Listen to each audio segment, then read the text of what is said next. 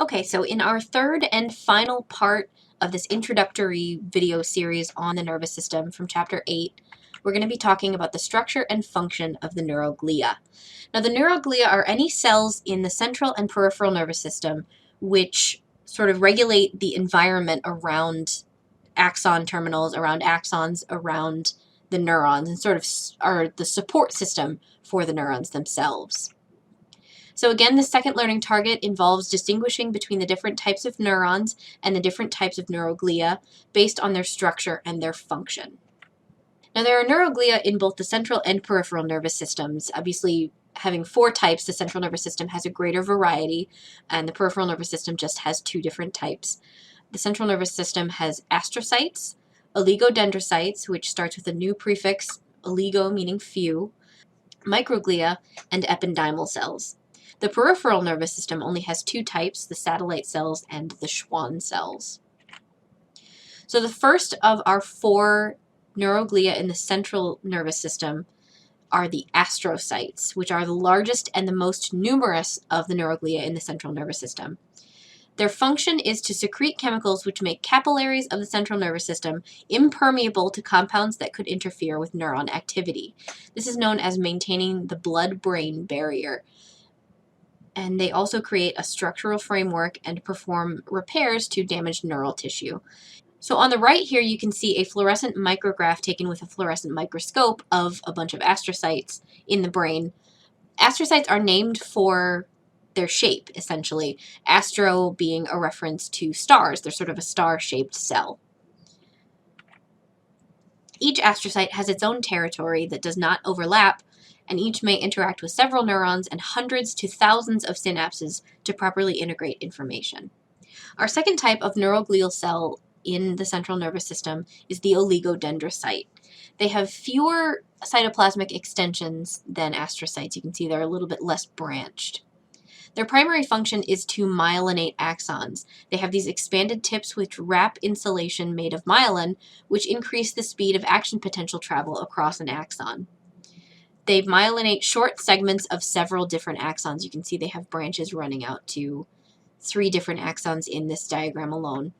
Many are needed to myelate the entire axon, so this will myelinate just a few segments of a few different axons, and then a little bit further down there will be another oligodendrocyte to myelinate another section of these axons. The nodes here are gaps in between the myelinated segments. Internodes are the myelinated segments themselves, and these are lipid-rich and appear glossy white, so that's the white matter that you're going to find in the central nervous system. So the microglia are the third neuroglial cell type in the central nervous system. They are the smallest and rarest of these cells. Their primary function is protection. They are a phagocytic cell derived from white blood cells, so phagocytic meaning that they encapsulate or eat waste and pathogens and that kind of thing. These cells traveled to the central nervous system while the nervous system was developing. They engulf cellular waste and pathogens like bacteria and viruses to protect the nervous system from those different things.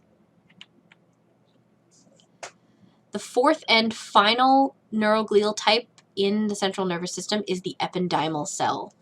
The ependymal cells are a type of epithelial cell, so a surface cell.